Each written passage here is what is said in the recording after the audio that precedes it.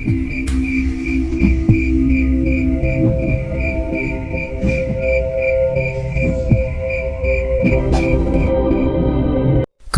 seorang manusia tersaji di sebuah kuil batu yang terlihat sangat kuno. Ada beberapa nampan sesajen mengelilingi kuil itu, seolah warga desa sudah biasa dengan keberadaan kepala manusia di sana. Malam ini acara untuknya. Kita akan mengantarnya menuju kesempurnaan. Asri berkata dengan senyum, seolah tidak ada yang aneh dengan keberadaan kepala manusia itu. Begitu banyak tanya berputar di kepalaku.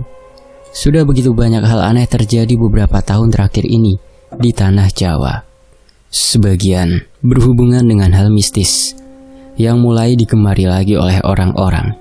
Namun, apa yang terlihat di hadapanku saat ini benar-benar masih tidak masuk di nalarku. Kenapa tidak dikubur? Mengapa kepalanya saja? Tanyaku dengan sedikit ragu. Asri tersenyum dan menarik lenganku untuk melanjutkan perjalanan.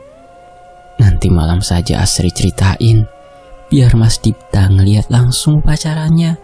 Daripada tambah bingung, balas Asri yang kembali mengajakku menikmati perjalanan kami menuju rumah. Sudah pulang, Le? Sahut Mbak Yasmin yang tengah sibuk mengurus tanaman di halamannya, walau langit sudah mulai redup. Iya Mbah, sini saya bantuin Mbah, ucapku sambil membantunya memberi pupuk pada taman di sekitar rumahnya. Setelahnya, Mbak Yasmin membawa sebuah ember dan menyirami tanaman itu dengan air. Tunggu, itu bukan air. Hidungku mencium bau yang cukup aneh.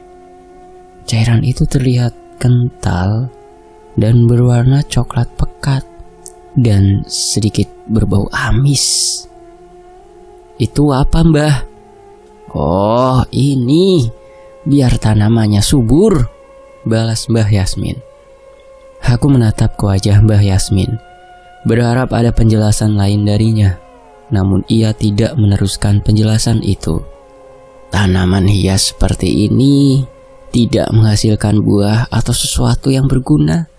Tapi kalau dirawat dengan benar, tanaman ini bisa mendatangkan teman untuk berkunjung, cerita Mbak Yasmin. Aku menganggap cerita Mbak Yasmin itu sebagai harapan bahwa tanaman ini akan tumbuh dengan indah dan memancing perhatian tetangga yang lain. Di rumah Mbak Yasmin ada sumur yang telah dipasangi pompa manual. Sebelum mandi, mau tidak mau, aku harus mengisi bak air dengan memompa sumur dan memindahkan airnya ke bak. Cukup melelahkan di awal, namun sepertinya aku masih bisa terbiasa dengan hal ini. Apalagi saat aku menyadari bahkan seorang Mbak Yasmin pun masih melakukan hal ini. Di meja makan sudah tersedia singkong rebus dan segelas teh yang masih hangat. Mbak Yasmin mengatakan bahwa malam ini kita akan menikmati acara warga desa. Di sana banyak makanan berlimpah. Aku mengerti maksud Mbak Yasmin.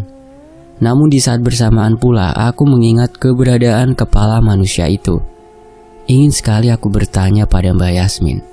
Namun saat aku teringat akan keanehan yang terjadi semalam, sebaiknya aku mengurungkan niatku. Mbak Yasmin mengatakan bahwa acara akan dimulai saat tengah malam. Ia menyuruhku untuk beristirahat dulu dan akan membangunkanku saat akan berangkat. Dalam hati aku bertanya-tanya, acara seperti apa yang diadakan pada tengah malam? Sebelum malam mencapai puncaknya, Mbak Yasmin mengetuk pintu kamarku. Aku yang telah bersiap sejak beberapa jam sebelumnya pun merapikan pakaianku sebentar dan membuka pintu. Sudah punya teman pergi toh? Tawa Mbak Yasmin menjurus ke arah Asri yang lebih dulu datang menjemputku. Iya Mbah, bareng kan Mbah?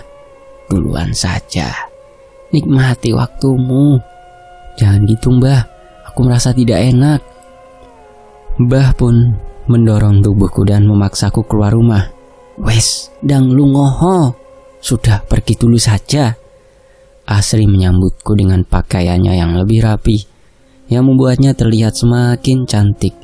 layaknya seorang kembang desa. Lampu minyak yang ia bawa menyinari wajahnya yang dalam.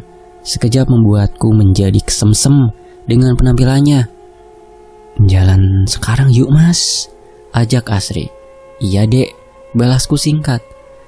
Kami pun menikmati udara malam itu berdua. Namun yang cukup aneh, aku tidak mendengar adanya suara keramaian dari balai desa. Berkali-kali aku celingak-celinguk mencari keberadaan acara itu, namun tidak satupun petunjuk yang kudapat. "Nyari apa mas? Acaranya memang di mana di Asri? Acaranya di luar desa kok, tapi tidak jauh." Aku hanya mengangguk dan melanjutkan perbincangan tidak penting di antara kita berdua. Jalur yang kami lewati cukup berbeda. Ada jalan setapak kecil di hutan, dan kami berjalan mengikuti jalan yang tak bercabang itu. Suara serangga hutan dan binatang malam mulai terdengar di sekitarku. Mungkin jika seorang diri, aku akan gelisah dan ketakutan. Tapi saat ini, bersama Asri, justru suasana seperti ini membuatku tak ingin cepat-cepat sampai. Setelah melalui hutan, aku mulai menyadari bahwa kami melintasi beberapa benda. Aku memperhatikannya dan menduga bahwa itu adalah batu nisan. Belum sempat aku bertanya ke Asri, tak jauh di hadapan kami sudah terlihat cahaya dari api unggun, obor, dan suara ramai. "Itu, kita sudah sampai mas," ucap Asri senang. "Sampai?" Aku masih bingung dengan di mana aku berada. Saat ini di sekitar kami adalah kuburan yang dikelilingi pepohonan hutan, dan di hadapanku terlihat keramaian orang-orang yang berada di tengah-tengah pemakaman ini. "Sri, bukannya ini pemakaman?" Aku memastikan. "Benar mas, memangnya kenapa?" Asri menatapku dengan wajah bingung. Entah mengapa ia merasa hal ini memang wajar. Menyadari kebingunganku, Asri pun menggenggam telapak tanganku. "Kuburan itu tempat yang paling baik mas. Di sini adalah tempat di mana manusia tidak mengenal perbedaan kasta, kekayaan, jabatan. Mereka semua meninggalkannya ketika dikuburkan. Dan itu artinya juga bahwa tempat ini adalah tempat yang paling dekat yang menghubungkan kita manusia dengan alam sang pencipta." Penjelasan Asri terasa masuk akal bagiku. Jika memang itu tujuannya, semua ini bisa saja terlihat wajar. Kami menghampiri warga desa yang sudah lebih dulu berada di sekitar api unggun. Saat semakin mendekat, bau alkohol tercium begitu pekat. Terlihat sebagian warga tengah mabuk menikmati minuman yang disediakan begitu banyak di sana. Tapi, saat aku menatap ke sekeliling, pemandangan lainnya begitu membuatku tersentak. Sebagian dari warga desa tak mengenakan pakaian. Pria dan wanita berhubungan dengan bebas di sana tanpa ada yang menghalangi. Mas Karto, Yatmo, Paidin, mereka ada di sana sambil bercumbu dengan perempuan desa yang tengah mabuk tanpa sehelai benang pun. Ini apa Sri? Tanyaku setengah takut. "Ini ritual ibadah mas. Memangnya di tempat mas tidak begini?" ucap Asri. "Hah? Ibadah? Ritual? Ini adalah perbuatan edan." Belum sempat aku merespon ucapan Asri, tiba-tiba beberapa pemuda memanggil Asri. Asri menyambutnya dengan senyum dan menghampiri mereka. "Ayo mas," ajak Asri. Aku masih terdiam, namun hanya berjarak beberapa langkah dari hadapanku. Asri sudah menjadi objek seksual dari pemuda yang memanggilnya.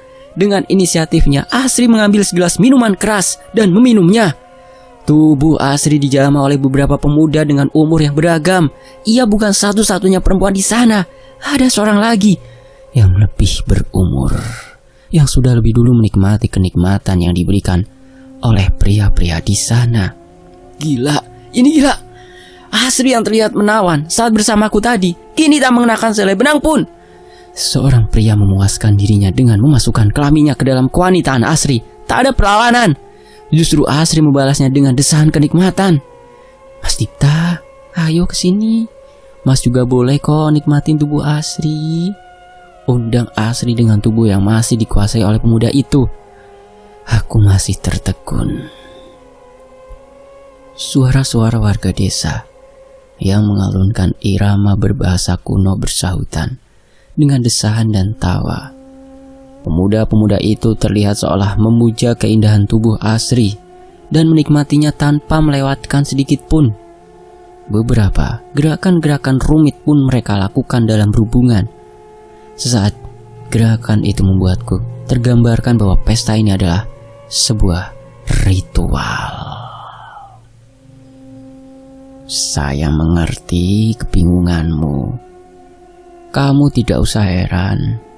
Sejak zaman dulu, seksualitas bukanlah hal yang tabu, namun lebih ke arah sakral. Mencapai puncak kenikmatan adalah cara kami untuk bersyukur atas nikmat yang diberikan Sang Pencipta. Mbah Yasmin tiba dan menebak apa yang kupikirkan.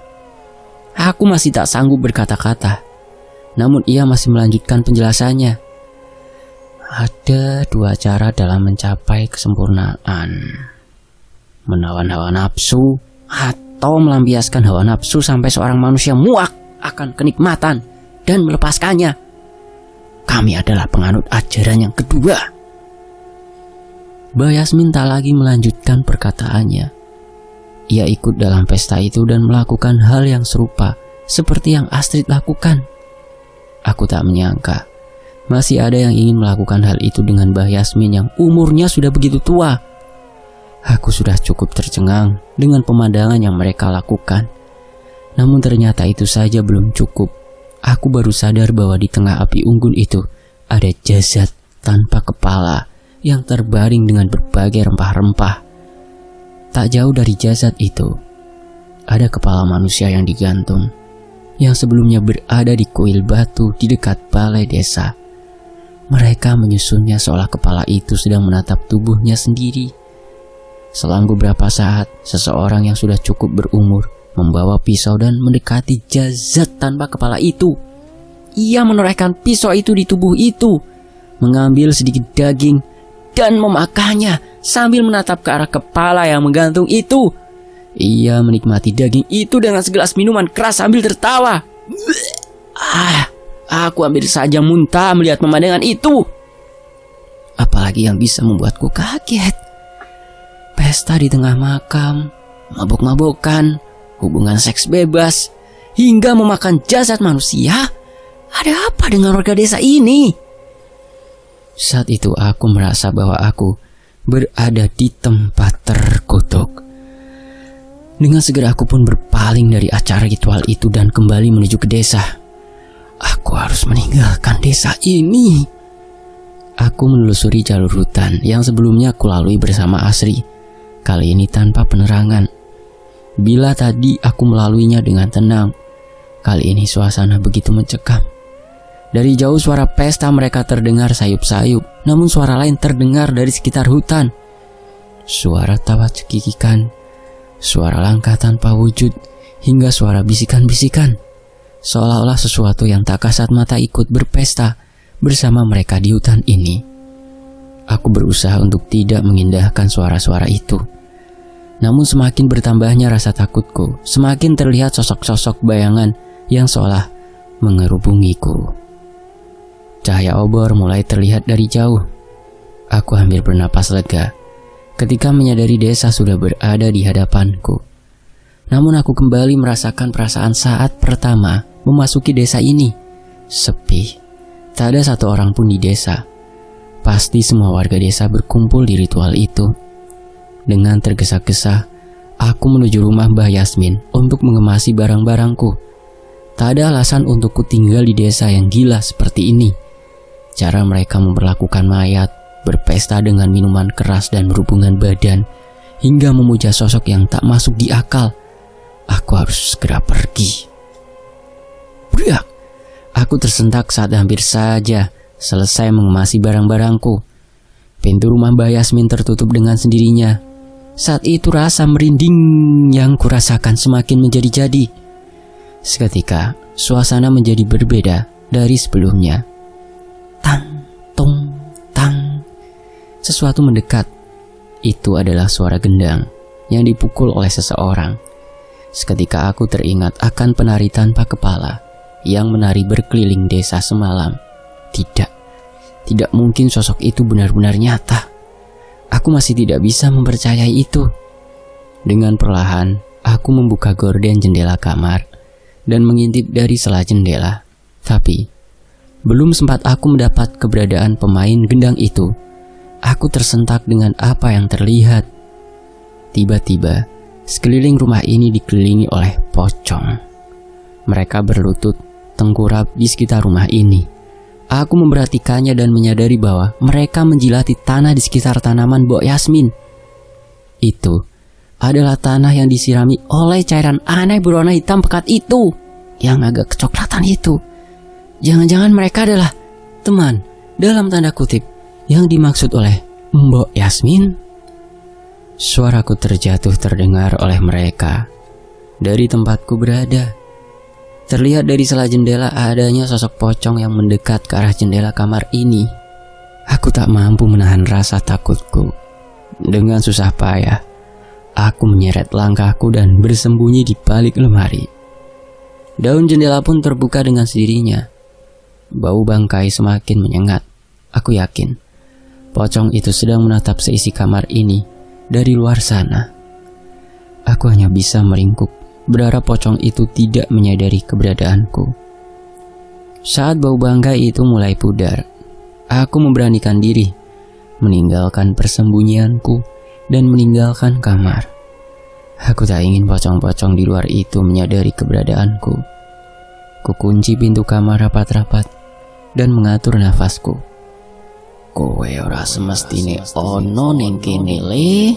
Kamu enggak seharusnya ada di sini, Nak. Di tengah kekalutanku, tiba-tiba terdengar suara nenek di ruangan tengah. Aku menoleh ke arah suara itu, dan kali ini di depan cermin tua milik Mbah Yasmin, terlihat seorang nenek dengan wajah yang begitu tua, sedang menyisir rambut putihnya yang panjang di sana. Aku ingat, nenek itu adalah nenek yang pernah kulihat di teras malam itu. Awalnya aku masih berharap bahwa nenek itu adalah seorang manusia, mungkin saja kerabat dari Mbak Yasmin. Namun saat aku melihat pantulan dari cermin, terlihat jelas wajah sebenarnya dari nenek itu. Mukanya hitam dan penuh dengan borok. Aku benar-benar ketakutan, tak mampu membayangkan apa yang akan terjadi pada diriku di malam ini. Tapi saat itu, tiba-tiba aku mendengarkan suara dari luar. Bilang saja kamu mau ikut ke ritual kan? Enak aja, aku cuma mau mastiin setan apaan di sana. Ngapusi. Bilang aja mau lihat perempuan gak pakai baju di sana. Ya, aku mengingat salah satu suara mereka. Itu adalah suara Pandu. Saat itu aku berlari ke arah pintu ingin menghampiri mereka. Brak. Pintu terkunci. Biar bagaimanapun aku mencoba untuk keluar pintu itu, tetap tak bisa dibuka. Neng jopo bahaya lho le. Di luar bahaya. Nenek mengerikan tadi pun menoleh ke arahku, yang masih berusaha membuka paksa pintu rumah ini. Enggak, aku gak mau ada di desa ini, teriakku. Aku wis ngandani yo le, aku sudah ngasih tahu. Brak, pintu pun terbuka. Aku sekuat tenaga berlari ke arah dua pemuda, yang salah satunya adalah Pandu, yang kutemui di dekat komplek pemakaman yang terlupakan di desa. Pandu, tolong, teriakku. Lah, Dita. Pandu cukup heran melihat kedatanganku. Namun entah mengapa, aku merasakan raut wajah sedikit lega di wajahnya. Ini desa apa, Pandu? Kenapa banyak setan? Dan di desa ada ritual? Tunggu, Pandu? Sejak kapan nama kamu jadi Pandu? Tanya seorang pemuda yang berjalan bersama Pandu itu. Udah diam aja. Di desa begini kan gak mungkin aku ngasih tahu nama asli. Takutnya Mas Dipta terbawa juga dengan mereka, jelas Pandu. Tunggu, aku sedikit mencerna perkataan Pandu itu. Apa ini artinya Pandu bukanlah nama sebenarnya dari pemuda itu? Namanya Cahyo, Mas. Kalau saya Danan. Benar juga kata Cahyo. Penduduk desa ini memiliki kepercayaan yang berbeda. Ada baiknya menjaga informasi diri kita. Cahyo dan Danan. Dari cara mereka bersikap dan tak gentar dengan setan-setan di sekitar tempat ini, aku yakin mereka bukan orang biasa. Nan, Cahyo memberi isyarat pada Danan sambil melempar pandangan ke arah rumah Mbah Yasmin. Mereka jelas melihat pocong-pocong yang menjilati cairan yang disiramkan oleh Mbah Yasmin maghrib tadi. Danan mengangguk. Ia berjalan ke arah rumah Mbah Yasmin dan meletakkan tangannya di tengah halaman. Ayat-ayat suci pun dilantunkan bersama doa-doa yang sedikit ku mengerti. Dari situ aku yakin bahwa Danan bukanlah bagian dari warga desa ini. Saat itu, seketika, bau bangkai tercium dengan begitu menyengat. Tiba-tiba, perhatian pocong-pocong itu mengarah ke Danan, dan ternyata bukan itu tujuan Danan. Tanah di halaman rumah Mbah Yasmin bergerak seolah ada sesuatu yang ingin memberontak keluar dari tanah. Saat itu, Danan melepaskan tangannya dan mundur. Sebanyak ini, Danan kaget dengan apa yang dilihatnya. Hampir seluruh tanah halaman Mbah Yasmin bergetar, dan sudah ada beberapa kain kafan yang menyeruak keluar. Cahyo menggeleng melihat pemandangan itu. Apa itu, Mas? Tanyaku. Untung kamu cepat pergi. Penghuni rumah ini sudah mengoleksi puluhan mayat di halaman rumahnya, ucap Cahyo. Dek. Jantungku berdegup mendengar perkataan Cahyo saat itu. Puluhan mayat? Yang benar saja. Untuk apa Mbah Yasmin melakukan itu? Terus gimana, Mas? Tanyaku. Cahyo menoleh ke arah Danan, memberi isyarat menanyakan apa yang akan dilakukan. Sepertinya nggak bisa malam ini. Kita mundur dulu, balas Danan. Payah. Harusnya seorang Danan itu ahli meruat. Masa lahan segini aja nggak bisa, ledek Cahyo. Sabar. Kalau Danan yang kamu kenal bisa, masa aku nggak, balas Danan. Cahyo membalas jawaban itu dengan menepuk bahu Danan dan mengajaknya pergi. Aku tidak mengerti dengan apa yang mereka perbincangkan. Namun aku mulai bisa menebak maksud keberadaan mereka di desa ini. Kami pun pergi menjauh dari rumah Mbah Yasmin. Saat itu, aku benar-benar was-was dan tak bisa menahan untuk tidak menoleh ke belakang. Aku bergidik ngeri melihat halaman rumah Mbah Yasmin dipenuhi sekumpulan pocong yang menampakkan dirinya. Sayangnya, tidak hanya rumah Mbah Yasmin, hampir di setiap rumah terdapat makhluk-makhluk dengan wujud mengerikan yang meninggali halamannya. Desa ini sudah seperti tempat tinggal ternyaman untuk mereka. Sementara itu, di tempat pemakaman yang lain, Mas Cahyo dan Mas Danan mengajakku melintasi pemakaman, di mana terdapat berbagai batu nisan. Berbeda dengan pemakaman di tengah hutan, batu nisan di pemakaman ini menggambarkan bahwa jasad yang dikuburkan menganut ajaran agama. Walau berbeda-beda, setidaknya mereka percaya kepada Tuhan yang Maha Esa. Mungkin karena itulah pemakaman di sini tidak diurus hingga ditumbuhi ilalang yang tinggi. Ada sebuah gubuk tua yang dirapihkan dengan sederhana, tak jauh dari pemakaman. Sepertinya disinilah Cahyo dan Danan beristirahat. Kalau bisa melihat sisi sebenarnya dari desa itu, tidak heran mereka berdua lebih memilih untuk tinggal di sini. Saat itu, Cahyo dan Danan menanyakan bagaimana aku bisa tersesat di tempat ini. Aku pun menceritakan tentang bagaimana niatku meninggalkan ibu kota dan pulang ke kampung. Namun tiba-tiba aku tersesat di tempat ini setelah diantar bus misterius itu. Menurut Cahyo, apa yang terjadi padaku adalah pengaruh dari uang yang kugunakan. Uang itu berasal dari desa ini, dan secara misterius uang itu akan menuntunku untuk sampai ke desa ini. Itu adalah maksud dari orang yang memberikan uang itu. Memangnya Mas tidak merasa aneh? Ada orang yang memberikan uang sebanyak itu dengan cuma-cuma? Tanya Danan. Pasti, tapi namanya butuh, Mas. Lantas apa artinya mereka yang kuberikan dengan uang ini akan tiba di desa ini juga? Tanyaku. Bisa iya, bisa juga enggak. Tapi biasanya cuma si penerima uang pertama yang menjadi incaran, balas Cahyo. Aku sedikit lega. Aku tak ingin membayangkan bahwa Elang akan tiba di desa ini dan mengalami nasib yang sama sepertiku. Cahyo pun mulai menceritakan tentang wujud sebenarnya dari desa ini. Desa tersembunyi, yang menurut Cahyo menjadi tempat yang bisa disebut sebagai penghasil dedemit. Desa ini menjadi sarang yang nyaman buat setan-setan. Setiap ritual yang mereka lakukan akan mengundang mereka dan menjadikan mereka berhubungan dengan manusia. Setan-setan yang terkumpul di desa inilah yang kelak akan dimanfaatkan oleh dukun-dukun di luar sana. Jelas Cahyo. Mendengar ucapan itu, aku menggeleng. Memang saat ini praktik klinik semakin marak lagi. Namun aku tidak menyangka bahwa setan-setan itu juga dihasilkan di suatu tempat. Keberadaan kalian untuk mengusir setan-setan itu, tanyaku. Niatnya begitu, tapi tidak gampang Mas Tipta, balas Cahyo.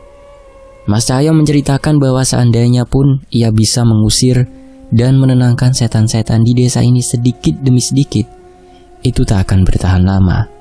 Kepercayaan warga desa dan ritual yang mereka lakukan akan terus memanggil makhluk-makhluk terkutuk itu dan tak ada yang akan berubah. Penduduk desa ini konon menganut salah satu keturunan raja di tanah Jawa. Raja yang menurut mitosnya menganut kepercayaan serupa di mana hubungan pria dan wanita merupakan sesuatu yang sakral dan darah manusia adalah berkah yang mendekatkan mereka pada kesempurnaan. Jelas Danan. Sebenarnya samar-samar aku merasa pernah mendengar tentang raja yang dimaksud. Namun siapa sangka kepercayaan itu benar-benar ada? Menikmati kenikmatan duniawi, menuruti nafsu hingga mati rasa untuk mencapai kesempurnaan, itu benar-benar di luar nalarku, balas Cahyo. Itu untuk kita yang sudah menerima agama, Cahyo. Lah untuk masyarakat dulu, seks itu bukan hal yang tabu, malah menjadi sesuatu yang sakral. Mereka belum mengenal surga dan neraka. Kematian hanya dianggap sebagai siklus di dunia ini, tambah Danan. Aku mengangguk-angguk mendengar perbincangan mereka. Namun yang kupikirkan saat ini hanyalah bagaimana cara agar aku bisa pergi dari desa ini secepatnya. Terus Mas, apa saya bisa segera pergi dari desa ini Mas? Tanyaku. Mas Danan dan Mas Cahyo saling bertatapan. Nah itu masalahnya, sebut Mas Cahyo. Aku mengernyitkan dahiku mendengar ucapan Mas Cahyo. Temanku yang ini kelewat pinter, jangankan kamu. Kami aja belum tahu caranya keluar dari desa ini, tambah Danan. Plak. Nggak gitu jawabnya Nan. Ngisin-ngisini wae. Yang bener, tugas kita di desa ini masih belum selesai. Makanya kita belum bisa pergi, gitu, balas Cahyo. Tunggu, bahkan orang seperti mereka pun tidak bisa pergi dari desa ini. Bagaimana denganku yang sama sekali tidak mengerti apapun tentang hal gaib? Srak. Di tengah perbincangan kami tiba-tiba Mas Cahyo dan Mas Danan terdiam. Mereka seolah merasakan sesuatu. Tang. Suara gendang itu. Mas. Aku menoleh ke arah Mas Cahyo. Namun ia memberi isyarat jari ke arahku untuk diam. Shh. Mas Cahyo dan Mas Danan bergerak ke sudut-sudut jendela dan mengintip apa yang sebenarnya membuat ia merasa gelisah. Kita dikepung, kata Mas Cahyo. Brengsek. Mas Danan mengumpat seperti apa yang terjadi di luar adalah sesuatu yang buruk. Suara gendang terdengar mengalun membentuk irama. Dari arahnya aku menebak pemain gendang itu sedang mengitari rumah ini. Jangan keluar dari gubuk ini, perintah Mas Cahyo. Aku hanya mengangguk tanpa bisa memutuskan untuk berbuat apa. Sepertinya mereka memutuskan untuk menghadapi apapun yang berada di luar sana. Krek. Pintu gubuk pun terbuka. Sekali lagi, aku melihat pemandangan sosok itu, sang penari tanpa kepala. Walaupun sudah pernah melihat wujudnya, sepertinya aku tak akan pernah terbiasa. Ayo orang duen das, ucap Mas Cahyo dengan entengnya. Cantik-cantik gak punya kepala. Plak. Mas Danan memukul kepala temannya itu atas ucapan seenaknya yang ia lontarkan. Sing genah kalau ngomong, yang bener. Nggak usah tegang-tegang gitu, kenapa Nan? Nggak gitu Jul, yang bener aja. Gimana bisa ngomong ayu kalau kepala aja ndak ada? Ucap Danan. Buk. Cahyo menyenggol bahu Danan dengan wajah kesalnya. Asem kowe Nan. Jelas-jelas sebelum membuka pintu tadi mereka merasa tegang. Sepertinya perbincangan konyol mereka ini adalah cara mereka untuk menenangkan diri. Tang. Wes tak kandhani. Ora usah ikut campur karo urusan desa iki. Tidak usah ikut campur dengan urusan desa ini. Suara seorang kakek terdengar dari salah satu tempat. Cahyo menoleh dan mendapati kakek itu tengah duduk dengan santai di atas gubuk tempat kami berada.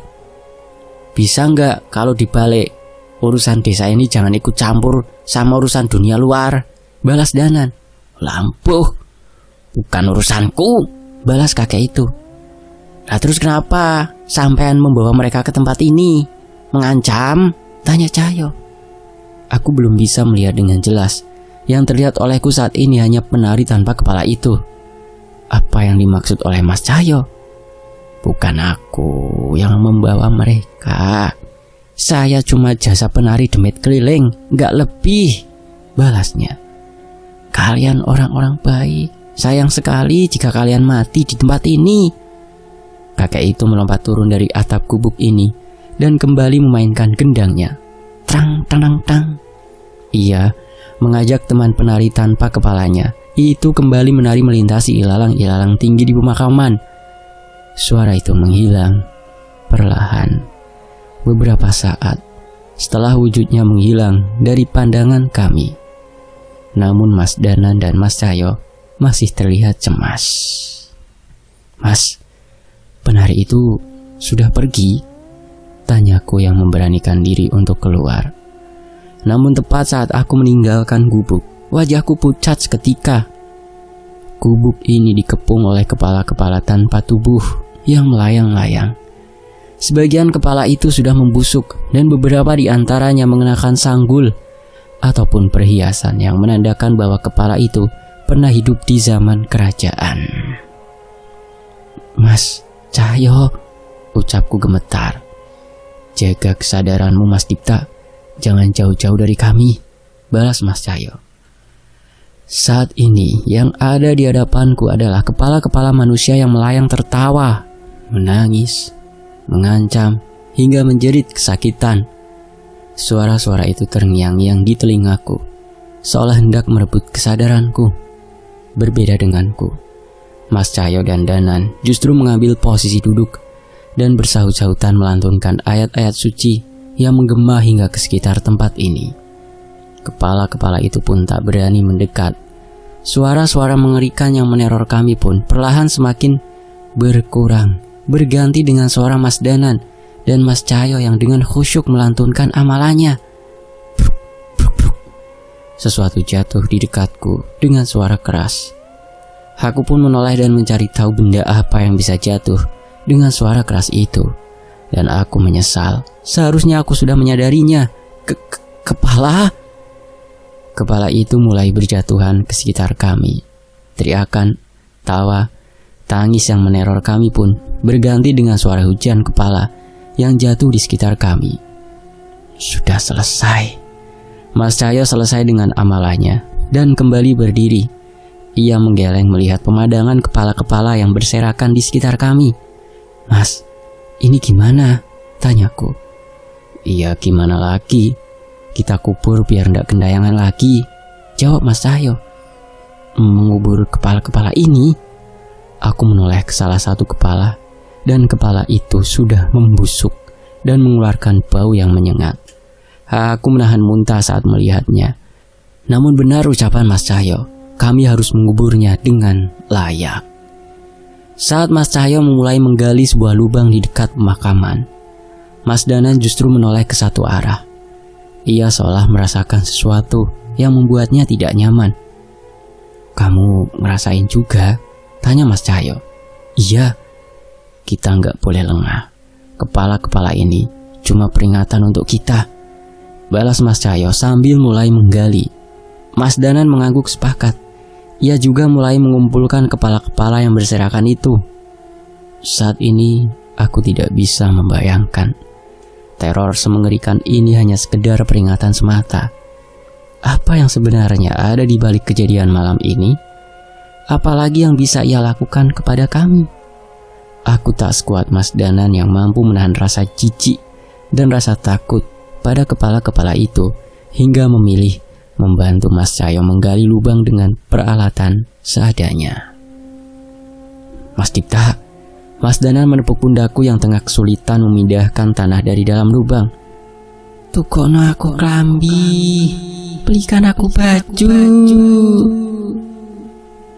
Sebuah kepala wanita tanpa mata berada tepat di hadapan wajahku dengan rambut yang terangkat ke atas. Wah! Aku berteriak hingga masuk ke dalam lubang.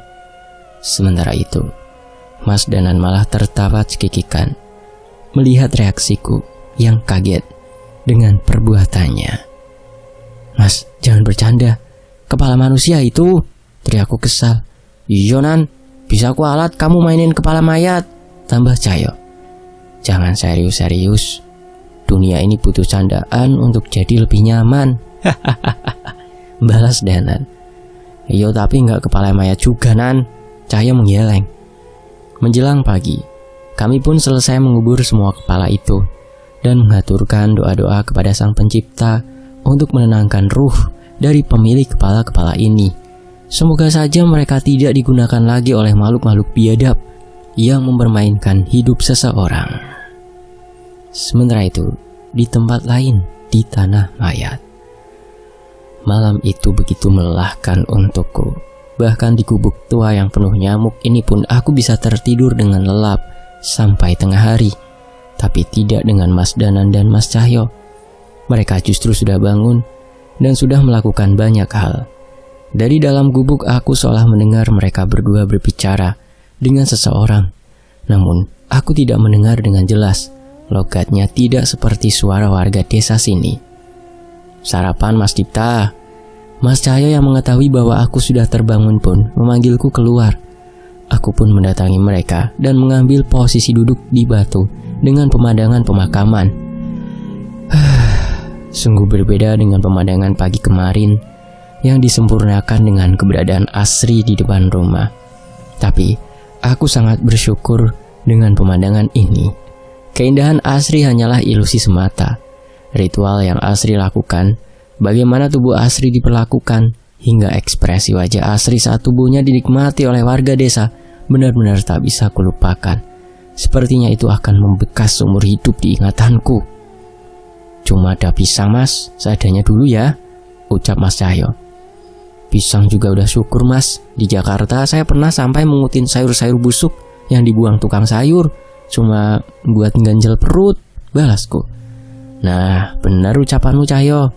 Bahkan makanan di hutan masih lebih baik daripada hidup susah di ibu kota, celetuk Danan.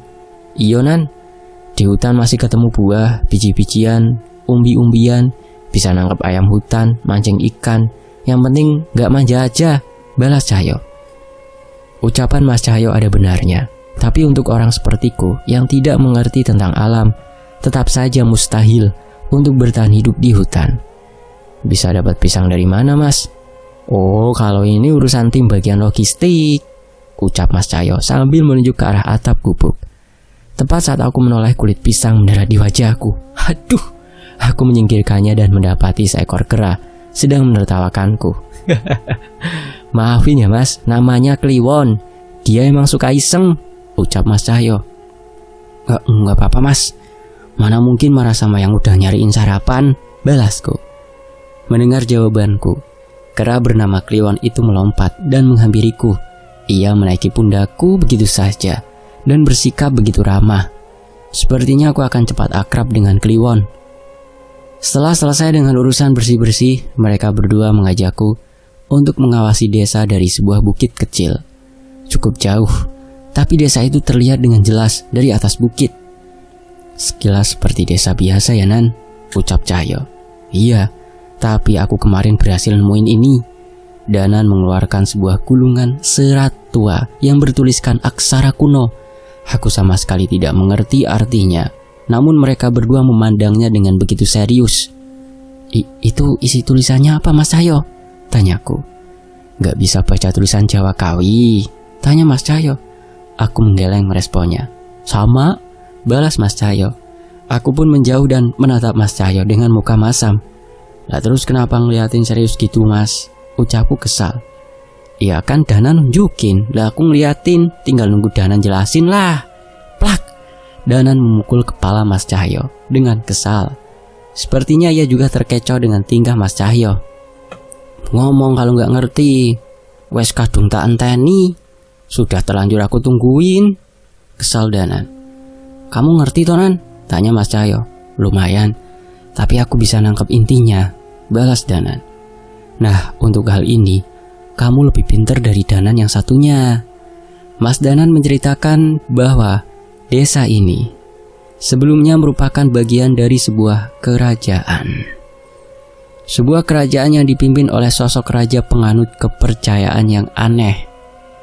Ia melakukan pemujaan dengan meminum darah, berhubungan badan, memakan daging mayat, hingga menari sepuasnya. Semua itu adalah cara dari penganut aliran kepercayaan itu untuk mencapai kesempurnaan. Desa ini sebelumnya adalah pemilihan orang-orang yang akan dipersembahkan untuk ritual. Dan di desa ini juga mayat-mayat sisa ritual dibuang dan dikuburkan. Saat itu warga kerajaan menyebut tanah ini dengan nama Lemah Mayit atau Tanah Mayat. Layaknya sebuah karma, kerajaan itu hancur dan dikalahkan saat sang raja dan petinggi-petingginya sedang terbuai oleh kenikmatan dan menikmati ritual yang rutin mereka jalankan. Walau sudah dikuasai oleh kerajaan lain, tak ada satupun orang yang mau mendekat ke Lemah Mayit ini. Selang cukup lama, zaman kerajaan mulai berganti. Tanah ini mulai dihuni oleh orang-orang yang tidak mengetahui mengenai apa yang terjadi di tempat ini sebelumnya. Mereka membangun peradaban dan membawa kepercayaan dan agama masuk. Desa ini sempat menjadi tempat yang damai dan mulai melupakan masa lalunya sebagai lemah mayit.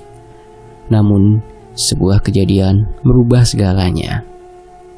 Ada sebuah keris yang tiba-tiba jatuh di desa ini. Salah seorang sesepuh desa dipercaya untuk menyimpan keris itu dan mencari tahu tentangnya. Namun ternyata hal itu menjadi awal mula di mana masyarakat desa mulai meninggalkan kepercayaannya. Keris itu memengaruhi sesepuh desa dan menunjukkan tentang aliran kepercayaan sang raja yang terlihat sebagai cara menyenangkan untuk mencapai kesempurnaan. Ia dituntun menemukan pemakaman yang menjadi pusat kesakralan lemah mayit. Sedikit demi sedikit kepercayaan desa semakin terkikis. Mereka mulai kembali menganut kepercayaan yang sama dengan sang raja di masa itu. Saat itulah ruh-ruh penasaran yang bersemayam di tanah itu bangkit dan mendapatkan makanan dalam tanda kutip, yaitu makanan mereka. Roh itu berdampingan secara tidak langsung dengan warga desa, seolah mendapat pencerahan semu. Mereka merasa mendapatkan hidup yang bahagia dengan memuja sosok-sosok yang mereka kira sebagai sisi gelap sang desa. Namun, pada kenyataannya, mereka diperdaya oleh sosok yang mengatasnamakan itu. Gulungan lontar ini ditulis oleh warga desa terakhir yang masih bertahan dengan kepercayaan terhadap sang pencipta. Ia bahkan mengasingkan diri di gubuk ini agar tidak terpengaruh oleh warga lain. Jelas Mas Danan. Kamu dapat itu dari mana? Tanya Mas Cahyo. Lokasi ritual kemarin. Kan udah dibilang aku cari informasi, balas Danan dengan muka sedikit sombong. Ia menceritakan bahwa gulungan itu sebenarnya diletakkan di tempat yang mudah ditemukan. Namun sang penulis tahu bahwa mereka yang datang dengan membawa hawa nafsu tidak akan berniat pada gulungan itu, hingga gulungan itu bertahan selama berpuluh-puluh tahun di sana. Mas Cahyo terlihat berpikir keras.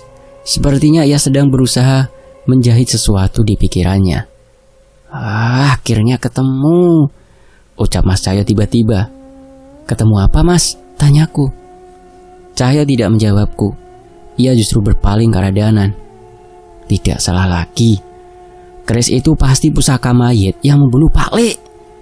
Kalau kita bisa menghentikan ritual itu kembali terjadi, kekuatan keris pusaka mayit itu pasti akan berkurang, ucap Mas Cahyo.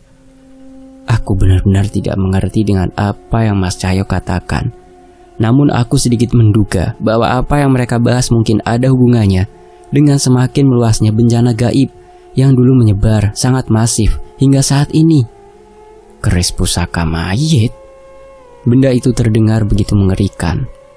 Semoga saja aku tidak pernah berurusan dengan benda itu. Bersambung ke bagian 3. Terima kasih Mas Dioseta sudah mengizinkan Fakta Sejarah untuk membacakan ceritanya yang berjudul Desa Tumbal Lemah Mayit.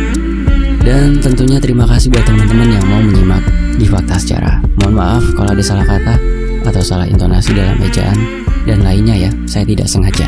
Mohon maaf. Saya pamit, wassalamualaikum warahmatullahi wabarakatuh. Sampai jumpa di bagian berikutnya. Tetap di Fakta Sejarah. Alhamdulillah.